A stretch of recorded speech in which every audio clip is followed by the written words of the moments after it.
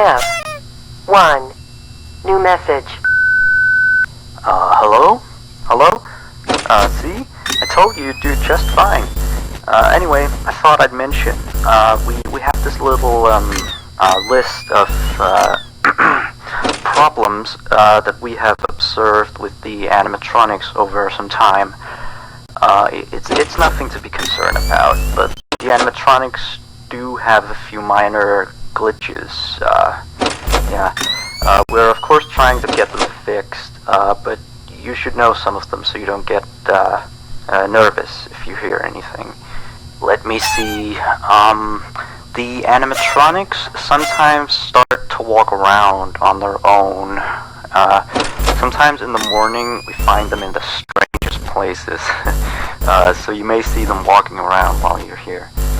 Let's see. Some of their sensors are a bit wonky. And in case the animatronics is experiencing violence towards a guest, the animatronic will try to seek out the cause and stop it. I have no idea how it decides to do that, but it doesn't seem to mind it with the children, though. It's weird. If there are children playing cops and robbers, and one of them gets shot, the animatronics don't really do anything out of the ordinary. Except after that day, the animatronics don't really seem to function properly around adults. Especially not around the staff. The animatronics seem to ignore you most of the time, unless you come near them.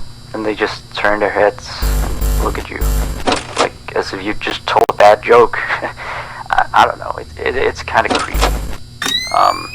But yeah, we kind of had an accident about a month ago. It seems to have, traumatized their systems or something like that.